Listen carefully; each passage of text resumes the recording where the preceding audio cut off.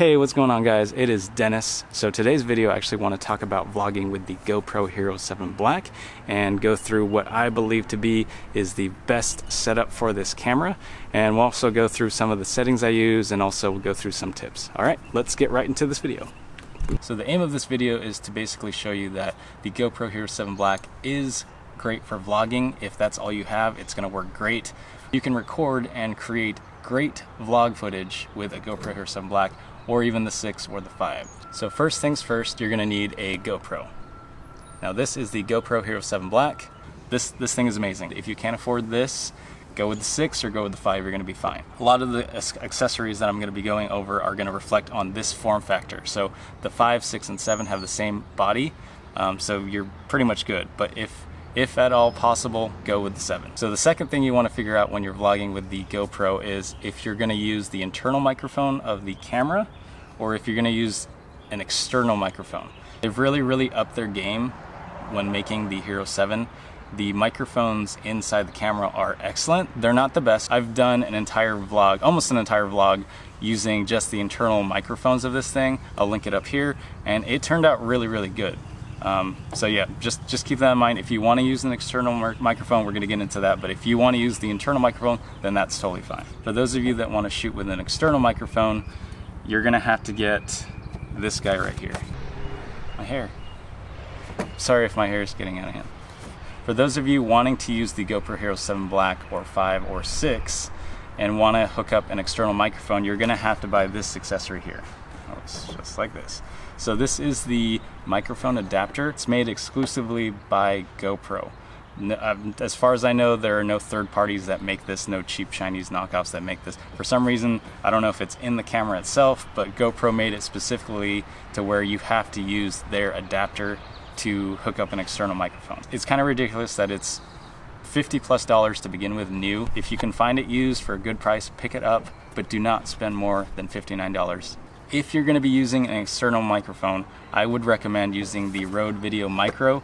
This is overall the best bang for your buck. There are other microphones out there. There's the Mic Go. It picks up electronic interference a lot. So that, to me, you could end up recording your whole day using that microphone and then found out that there was electronic interference in it and it screws up your entire video. It's unusable. Can't even fix it in post. What the heck is wrong with my hair?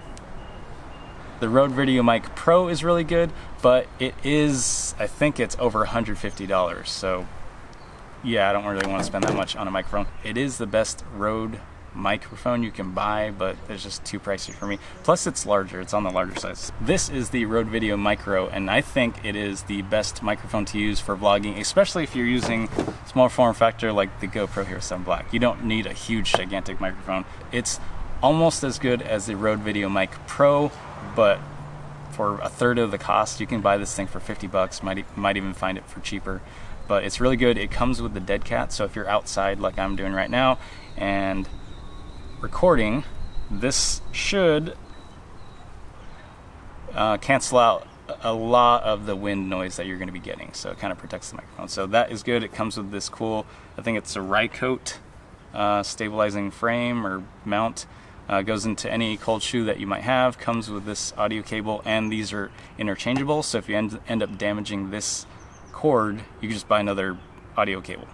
The Rode Video Mic Pro, I think, has a built-in microphone cable, so if you screw that cord up, you have to buy a whole new microphone. So this is really good, and it doesn't take batteries. Just plug it in right into your mic adapter or your GoPro or whatever, your camera, and it runs off the power from your camera. I'm actually using this microphone to record on the G7 right now. Police sirens. Yes, we will wait. The next thing you're going to want to make sure you have for vlogging is getting a case or some type of frame that's going to hold your camera. You can vlog with just holding the GoPro itself. That's fine. I actually did that in one of my videos as well.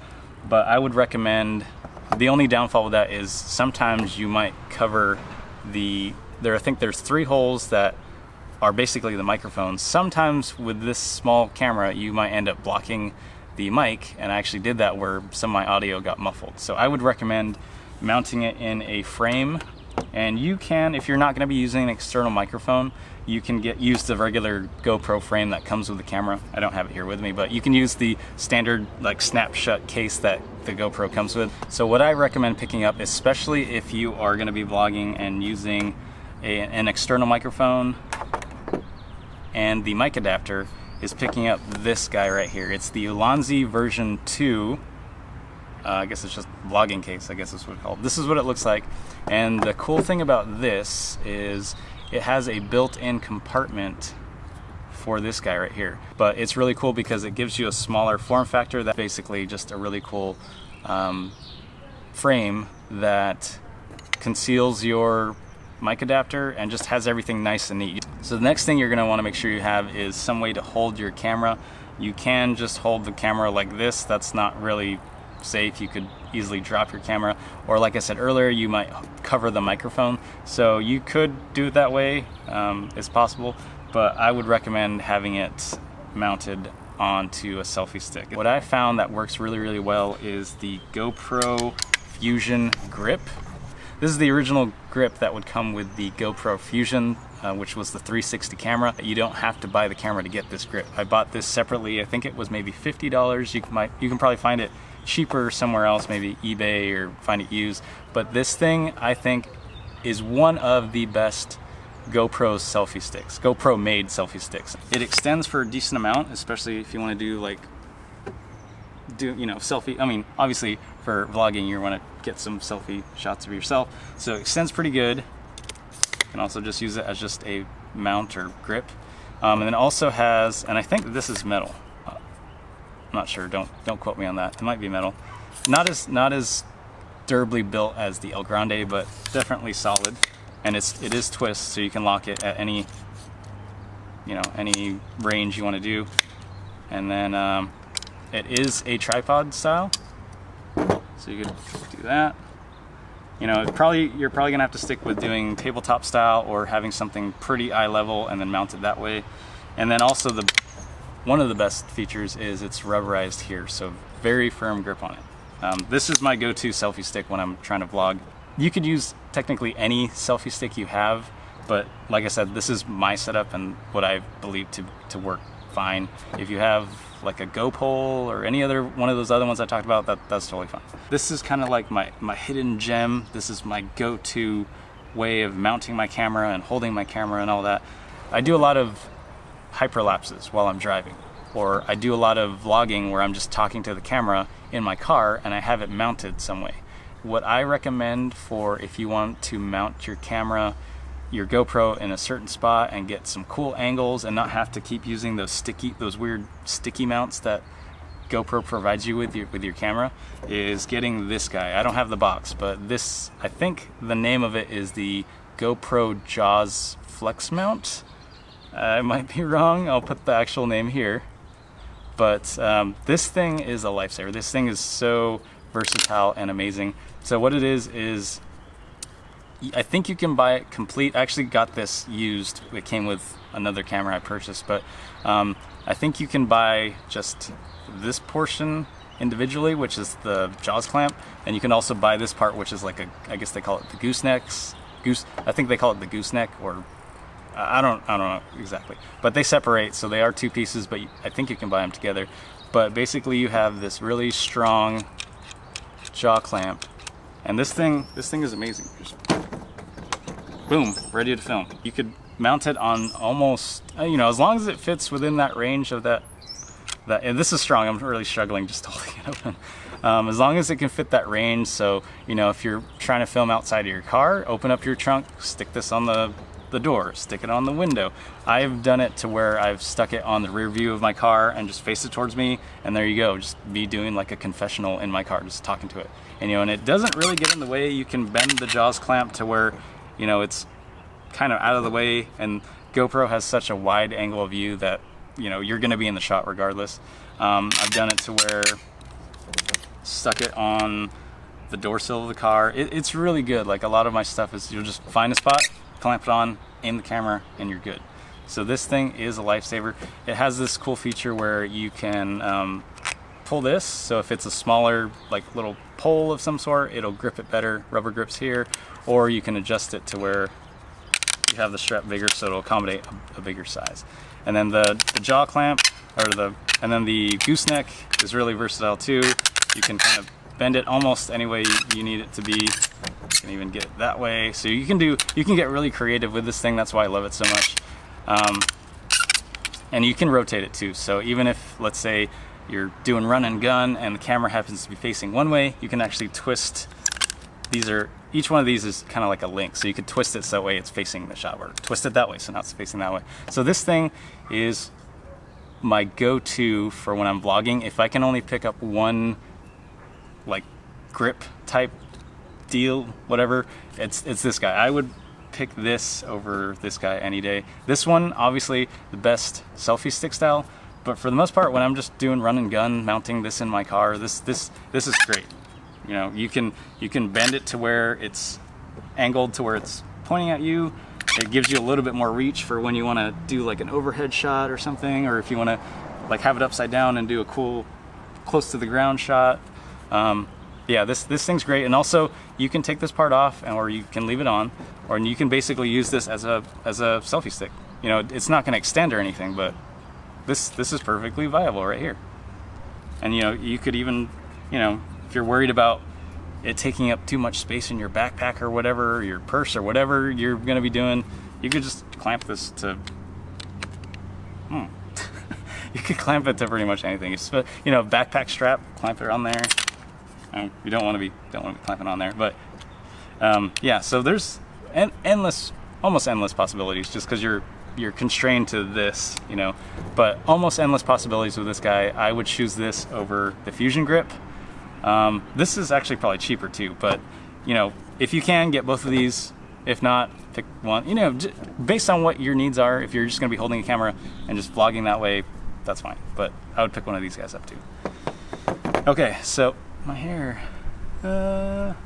So those are basically the accessories I use for vlogging. I think they are good investments. You don't have to pick up everything I named off here. Like I said, if you're gonna just go with this, use this with the frame, use the internal microphone if you need to, and get some selfie stick, as long as, you know, that's really all you need. The GoPro is amazing. The audio quality on the Hero 7 Black specifically is amazing. The audio quality for the 6 and 7 aren't as great, but they're still, you know, it's still doable, like I said. But just keep in mind, they say that audio quality is just as important as your image quality. So you could have the greatest looking footage in the world, but if your audio quality sucks and the person can't hear what you're saying, most likely they're gonna stop watching. So just keep that in mind. You could, you know, just throw in music and just make it like a travel-like video. But if you're wanting to vlog where you're actually speaking to the camera, make sure your audio quality is good. Otherwise, people are less likely to watch. So now that we've covered all the accessories I use, I want to kind of go through and show you how I set everything up. So first of all, we're going to have the GoPro, and you want to make sure, if you're going to be hooking it up to this frame and using the mic adapter, you're going to want to take off this little thing right there. It's pretty easy. There are tutorials on YouTube on how to take it off, but it's pretty easy. It's made to be removed and put back on. One thing I want to also make sure you know is, if you're going to be vlogging with this setup specifically and you have it in the frame, this is going to be open. Whenever you have this door open, or the battery door open, which I don't know why you would have this open, but if you're filming with this open, it's basically, your camera is no longer waterproof. So you want to keep that in mind when you're filming. So I'm going to slide this guy open. All right, camera goes in this way, like so. There's already an open port right here. Okay, perfect. Sorry if it looks weird, like I can't see what I'm doing. It's because I'm doing this while looking through the camera. All right, so you can see that that port is open. You still have access to the mode button, or which is also the power button, record button. You can still see, obviously, this display. You can still fully touch this, so it's really good. Next thing you want to do is throw in your mic adapter. So if I can see correctly, you kind of want to make sure you're doing this right. So the best way is, obviously, it's going to come out this way because that's where the plug is. So we're going to slide this guy through, just kind of Slide it in there. Okay. So that's gonna slide right in. It's gonna be super snug because it's made specifically for this mic adapter. Make sure it's all the way in. And then the best way to do this is to, what I've found, is to curl it. You know, when you first get it, it's gonna be kind of stiff, so you kind of wanna work it around a little bit and loosen it up. So the best way to do it for me, so that way this is not in the way or sticking out any type of weird way, is to kind of curl it up, turn it back in, and then goes right into that USB-C port right there. Perfect.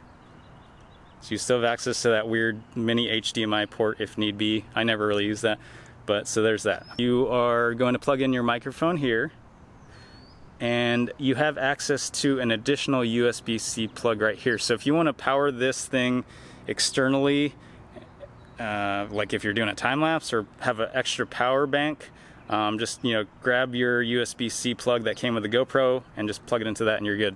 You can also charge your camera via this as well, so it's kind of cool.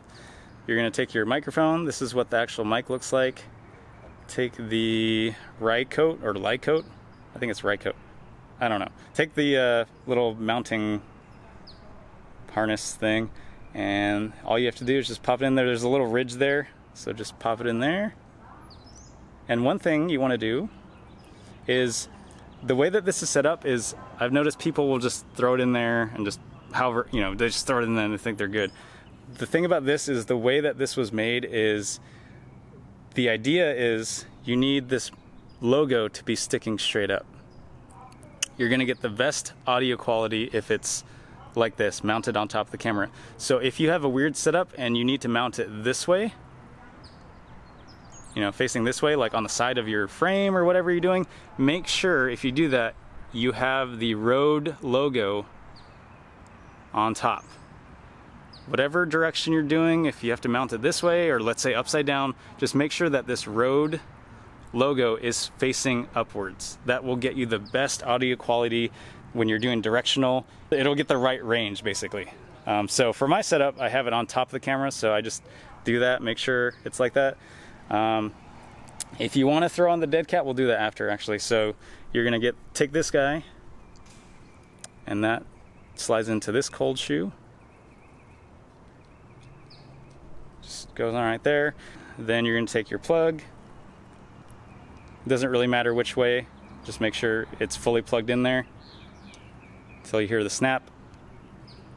So one thing to keep in mind is, I've seen a lot of people vlogging with this, whether it's on this camera or another camera, but they'll say that, oh yeah, this thing bounces around too much. Well, yeah, because these little ridge notch things here, they're made for this cable. You're supposed to pop it in there to keep it more stable. So much more stable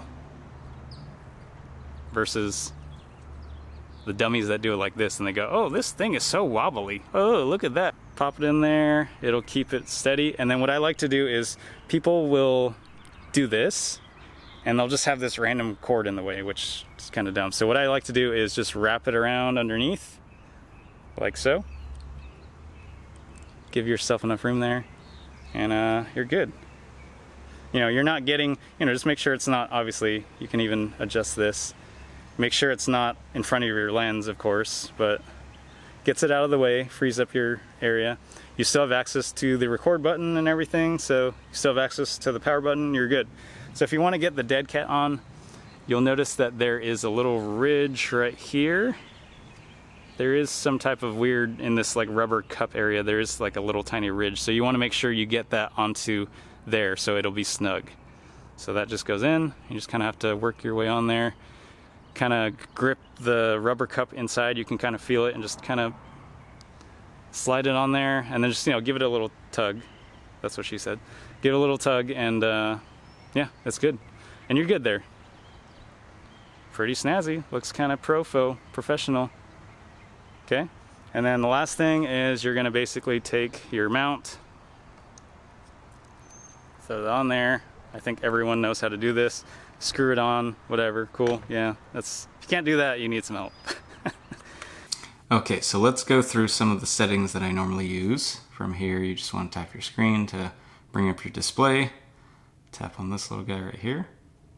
So from here, you're gonna have your resolution frames per second, field of view, and then low light, stabilization, Pro Tune, shutter, and a bunch of other stuff if you swipe. I like to shoot in 1080p, 60 frames per second.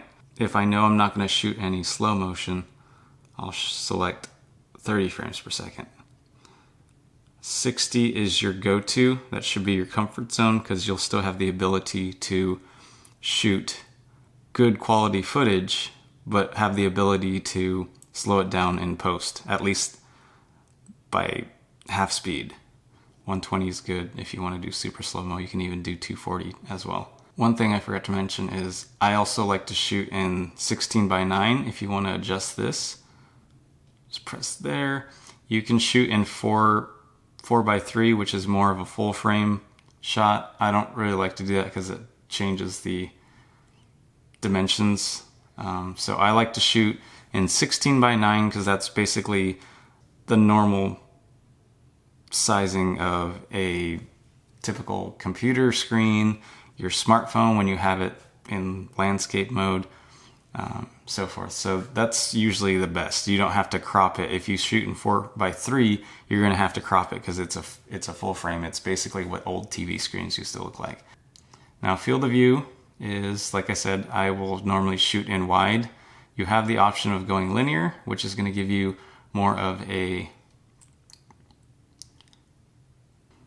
normal looking camera feel, but it does crop in your frame. So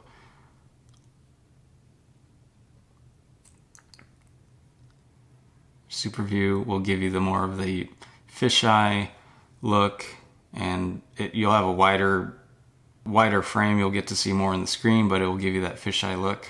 So good middle ground, and my go-to is wide. Low light I usually will have on. Stabilization I'll have on auto, which technically is the same as on. It's either auto or off, so I just have it on auto. Pro Tune I usually have on, and this is where you can kind of customize your settings a little bit. It is limited on the GoPro, but these are my settings. So I'll have Pro Tune on, shutter speed I'll have auto, EV comp I'll have at 0, white balance I'll have at auto. My ISO minimum and maximum range, ISO minimum will be 100, ISO max is 1600. That's a good range right there, just because if you go any higher than this, you're gonna get some grainy footage in low light. There's gonna be a lot of noise in your image. Sharpness I always set to medium. If you set it too high, it's gonna look it just looks weird on the GoPro. So you can do it low and then just sharpen it in post, but if you don't want to do a lot of editing to your photos or editing to your video, medium's good. GoPro color, that's usually good enough. I don't like to color grade in post. Raw audio is off, mic's auto. For preferences, if we swipe down this way, this will give you kind of like a quick menu here. This would be to turn on your voice command. It will allow you to tell the GoPro what you want it to do. So if I say, GoPro, take a photo.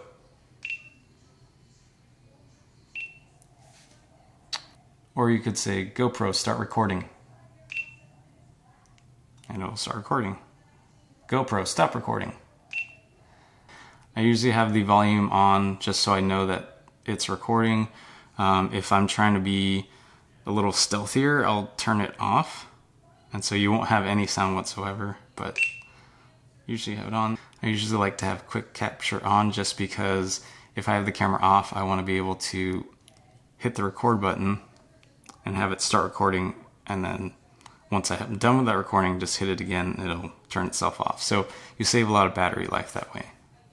So if we go into more of the deeper settings, if I'm not using the Wi-Fi app or the phone app, I usually have wireless connections off. If you have it on, it's always going to be draining your battery. So I recommend turning it off unless you're using it specifically to connect to your GoPro app or whatever. General, I will usually have beep volume I usually like to set it at low just so I get that confirmation when I hit the record button or take a photo. Like I said, if you're trying to be stealthy about whatever you're recording and you don't want people to know you're recording, you could always mute it. But like I said, I like to keep it low just so I know. My default mode is always video. Auto power is, you can just have it as never because I want the camera on when I turn it on. I don't want it to just randomly shut off. LEDs, I like to keep at front off only, and what that does is when you're recording, the front record red light, LED, the red light indicator that usually pops up when you're recording, it doesn't turn on because I want to get the most natural reaction to people. I kind of want to be on the stealthier side while I'm recording, so I find that you get more genuine reactions from people and their normal personalities and their normal behavior when they don't think that the camera is recording. If you have a flashing light going off right in front of the person, they're obviously going to change the way that they're acting just because they know they're on camera. So I like to not have that flashing red light just because you'll get more genuine reactions. Voice control, as I said, I usually have it off. You have the option to turn it on, and then you can do a wake on voice. So if you have the GoPro off, you can actually have the ability to say GoPro turn on, and it'll whoops. And then touch display. I usually have the landscape lock off. I don't like to have a screensaver go on because you can set it to a certain time length.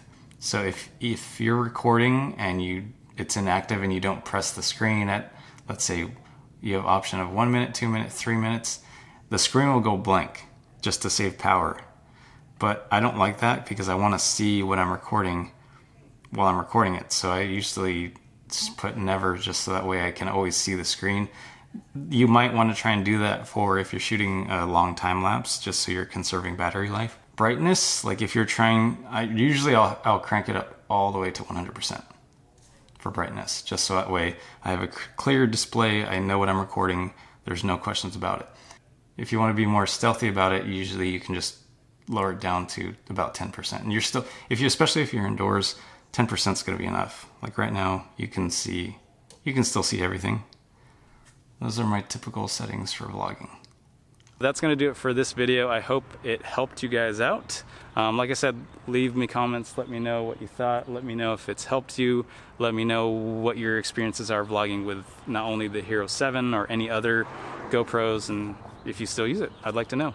Alright, if you liked this video and it helped you out and you found it enjoyable, please like, comment, and subscribe, and I'll see you guys next time. Bye guys.